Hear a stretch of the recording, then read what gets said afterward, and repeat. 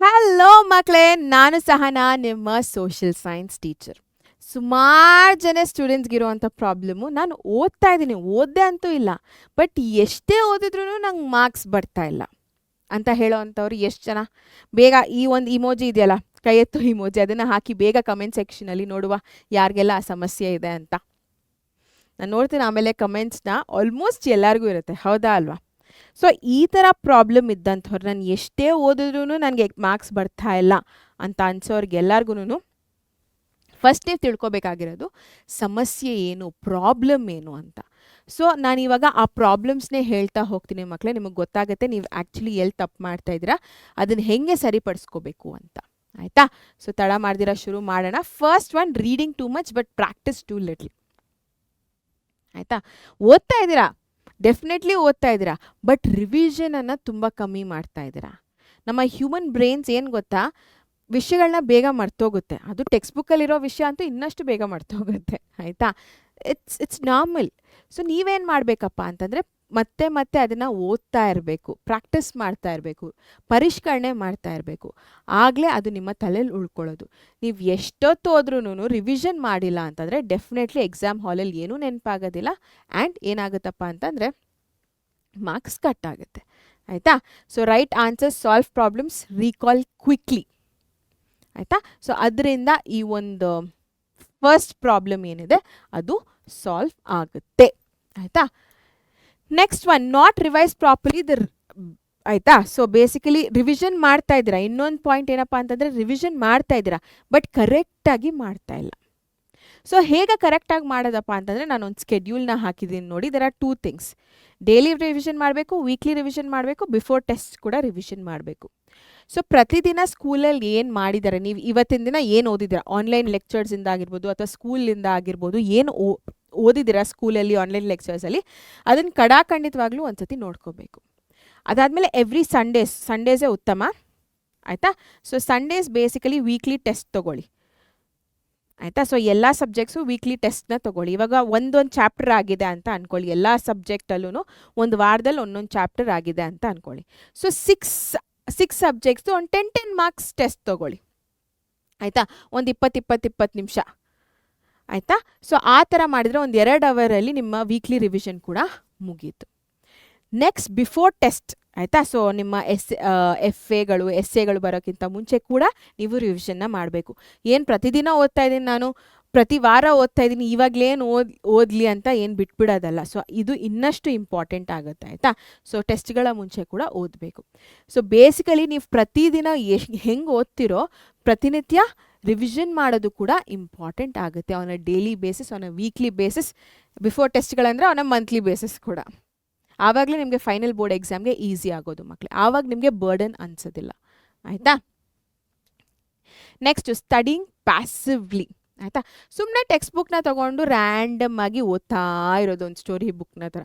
ಮ್ಯಾಥ್ಸ್ನ ತೊಗೊಂಡ್ರು ಓದೋದು, ಸೈನ್ಸ್ನ ತೊಗೊಂಡು ಓದೋದು. ಆಯಿತಾ? ಸೊ ಹಿಂದಿನ ತೊಗೊಂಡ್ರು ಓದೋದು. ಸೊ ಈ ಥರ ಮಾಡಿದರೆ ಇಟ್ ಡಸ್ ನಾಟ್ ವರ್ಕ್ಔಟ್. ಆಯಿತಾ?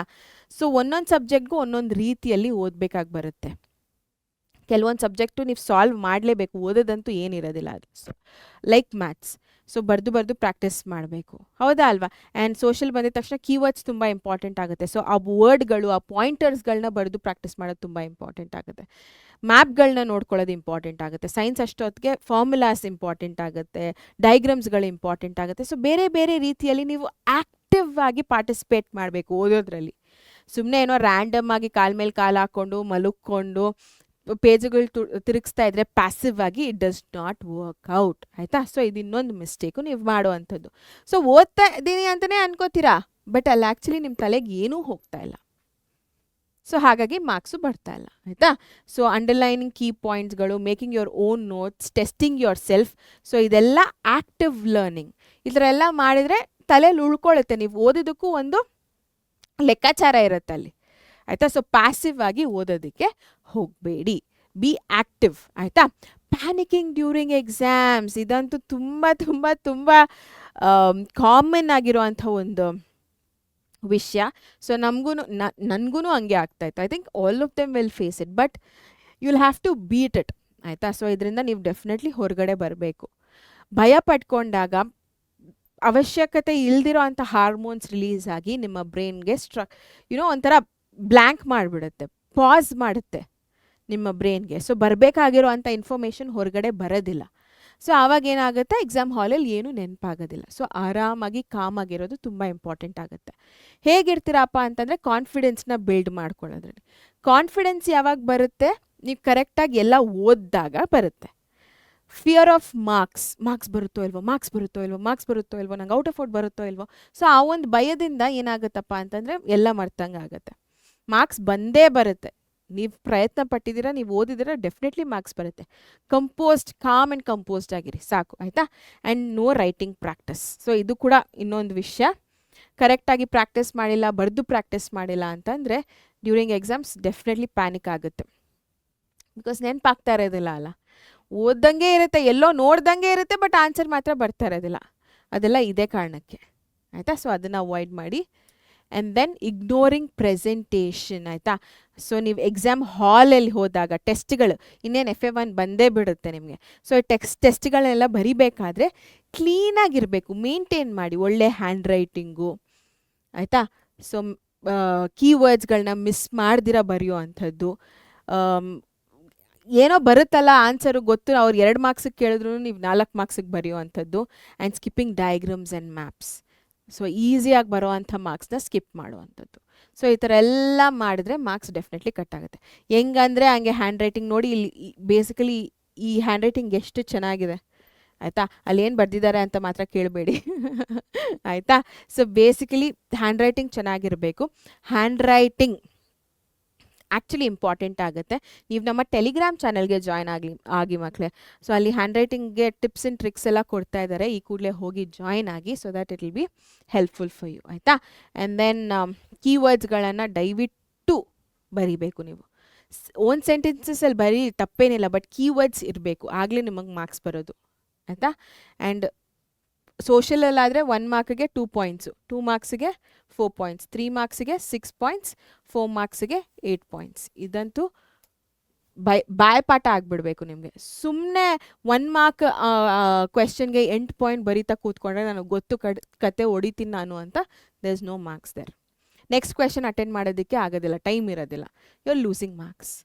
ಆ್ಯಂಡ್ ಡಯಾಗ್ರಾಮ್ಸ್ ಮ್ಯಾಪ್ಸ್ನ ಸ್ಟಾರ್ಟಿಂಗಿಂದನೇ ಪ್ರಾಕ್ಟೀಸ್ ಮಾಡಿ, ಅಂದರೆ ಈಗಿಂದನೇ ಪ್ರಾಕ್ಟೀಸ್ ಮಾಡ್ತಾ ಹೋಗಿ, okay. Next, not understanding the question properly, ಆಯಿತಾ. ಪ್ರಶ್ನೆ ಏನಿದೆ ಅಂತಲೇ ಕರೆಕ್ಟಾಗಿ ಅರ್ಥ ಮಾಡ್ಕೋತಾ ಇಲ್ಲ ನೀವು, ಅದೊಂದು ದೊಡ್ಡ ಸಮಸ್ಯೆ. ಸೊ ಕಾಮನ್ ಮಿಸ್ಟೇಕ್ಸ್ ಏನಪ್ಪ ಅಂತಂದರೆ writing extra information, wrong format, irrelevant points, ಆಯಿತಾ. ಎಕ್ಸ್ಟ್ರಾ ಇನ್ಫಾರ್ಮೇಷನ್ ಆಲ್ರೆಡಿ ಹೇಳಿದ್ದೀನಿ. ರಾಂಗ್ ಫಾರ್ಮ್ಯಾಟ್ ಅಂದರೆ ಅವರು ಡಿಫೈನ್ ಅಂತ ಕೇಳಿರ್ತಾರೆ, ಬಟ್ ನೀವು ಇಡೀ ಎಕ್ಸ್ಪ್ಲನೇಷನ್ನ ಬರೀತೀರಾ. ಅವ್ರು ಬರೀ ಡಿಫೈನ್ ಅಂತ ಕೇಳಿದ್ರು, ಬರೀ ಡೆಫಿನೇಷನ್ನ ಕೇಳಿರೋದು 1 ಮಾರ್ಕ್ಗೆ, ನೀವು ಇಡೀ ಕಥೆನ ಓಡ್ಕೊಂಡು ಕೂತ್ಕೊಂಡ್ರೆ ಆಗೋದಿಲ್ಲ. ಆ್ಯಂಡ್ ಡಿಫ್ರೆನ್ಸಸ್ನ ಕೇಳಿದ್ರೆ, like for example battle of ಬಕ್ಸರ್ದು ಡಿಫ್ರೆನ್ಸ್ ಹೇಳಿ ಅಂತಂದರೆ, ನೀವು ಕಾರ್ನಾಟಿಕ್ ವರ್ಡ್ಸ್ದು ಎಕ್ಸ್ಪ್ಲನೇಷನ್ ಬರೀತಾ ಹೋದರೆ ಆಗೋದಿಲ್ಲ. ಸೊ ಕ್ವೆಶನ್ ಕರೆಕ್ಟಾಗಿ ಅರ್ಥ ಮಾಡ್ಕೊಳ್ಳಿ, ಯಾವ ಫಾರ್ಮ್ಯಾಟಲ್ಲಿ ಕೇಳಿದ್ದಾರೆ, ಏನು ಎಕ್ಸ್ಪ್ಲೇನ್ ಅಂತ ಕೇಳಿದಾರ, ಅಥವಾ ಡಿಫೈನ್ ಅಂತ ಕೇಳಿದಾರ, what ಕೇಳಿದಾರ, when ಕೇಳಿದಾರ, Y ಕೇಳಿದಾರ.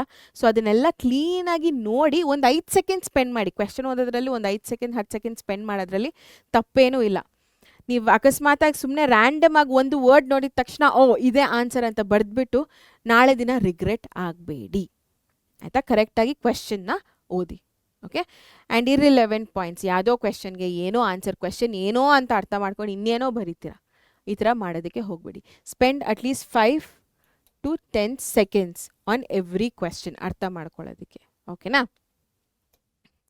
So next, wasting time on difficult questions. So attempt easy questions first, return to hard ones later, manage time smartly, ಆಯಿತಾ. ಸೊ ಇದೆಲ್ಲ ಇರಬೇಕು ನಿಮಗೆ. ನೀವು ಎಷ್ಟೇ ಓದಿದ್ರೂ ಎಷ್ಟೇ ಮಾಡಿದ್ರೂ ಕರೆಕ್ಟಾಗಿ ಫೋಕಸ್ಡ್ ಆಗಿ ಓದೋ ಅಂಥದ್ದು, ಎಕ್ಸಾಮ್ ಹಾಲಲ್ಲಿ ಕರೆಕ್ಟಾಗಿ ಬರೆಯೋ ಅಂಥದ್ದು ಪೇಪರ್ ಮೇಲೆ ತುಂಬ ಇಂಪಾರ್ಟೆಂಟ್ ಆಗುತ್ತೆ, ತುಂಬ ಪರಿಣಾಮ ಬೀರುತ್ತೆ ನಿಮ್ಮ ಒಂದು ಅಂಕಗಳ ಮೇಲೆ, ಆಯಿತಾ. ಸೊ ಯಾವಾಗ್ಲೂ ಈಸಿ ಕ್ವೆಶನ್ಸೇ ಫಸ್ಟ್ ಅಟೆಂಡ್ ಮಾಡಿ. ಡಿಫಿಕಲ್ಟ್ ಕ್ವೆಶನ್ಸ್ಗೆ ಜಾಗ ಬಿಟ್ಟಿರಿ, ಆಮೇಲೆ ಬಂದು ಅದನ್ನು ಫಿಲ್ ಮಾಡಿ, ಆಯಿತಾ. ಸೊ ಅದಾದಮೇಲೆ ಮ್ಯಾನೇಜ್ ಟೈಮ್ ಸ್ಮಾರ್ಟ್ಲಿ. ಒಂದೇ ಕ್ವೆಶ್ಚನ್, ಹಾರ್ಡ್ ಕ್ವೆಶ್ಚನ್ ಮೇಲೆ ಸ್ಟ್ರಕ್ ಆಗಿಬಿಟ್ಟು ಒಂದು 5-10 ನಿಮಿಷ ಬರೀ ಆ ಕ್ವೆಶ್ಚನ್ಗೆ ನೀವು ಕೊಟ್ಬಿಟ್ರೆ ಬೇರೆದೆಲ್ಲ ಕಷ್ಟ ಆಗಿಬಿಡುತ್ತೆ. ಸೊ ಆ ಥರ ಮಾಡೋದಕ್ಕೆ ಹೋಗಬೇಡಿ. ಟೈಮ್ ಮ್ಯಾನೇಜ್ಮೆಂಟ್ನ ಕರೆಕ್ಟಾಗಿ ಮಾಡಿ, ಆಯಿತಾ? ಎಸ್ ಮಕ್ಕಳೇ, so these way the mistakes ನೀವೇನು ಮಾಡ್ತಾ ಇದ್ದೀರಾ ಇಷ್ಟು ದಿನ ಅಂತ. ಸೊ ಈ ಮಿಸ್ಟೇಕ್ಸ್ನ ನೀವು ರೆಕ್ಟಿಫೈ ಮಾಡ್ತಾ ಹೋದರೆ it will become really easy, ಆಯಿತಾ? ಓದಿದ್ರೂ ಮಾರ್ಕ್ಸ್ ಬರ್ತಾ ಇಲ್ಲ ಅನ್ನೋ ಕಂಪ್ಲೇಂಟ್ ಇನ್ನು ಮುಂದೆ ಇರೋದಿಲ್ಲ. ಓಕೆ, ಆ್ಯಂಡ್ ಇಷ್ಟ ಆಗಿದ್ರೆ ಡೆಫಿನೆಟ್ಲಿ ಲೈಕ್ ಮಾಡಿ. ಆ್ಯಂಡ್ ಇನ್ನು ಯಾರ್ಯಾರೆಲ್ಲ ಸಬ್ಸ್ಕ್ರೈಬ್ ಆಗಿಲ್ಲ ಈ ಕೂಡಲೇ ಹೋಗಿ ನಮ್ಮ ಚಾನಲ್ಗೆ ಬೇಗ ಬೇಗ ಬೇಗ ಸಬ್ಸ್ಕ್ರೈಬ್ ಆಗಿ. Okay, on that note signing off Sahana. Take care, bye.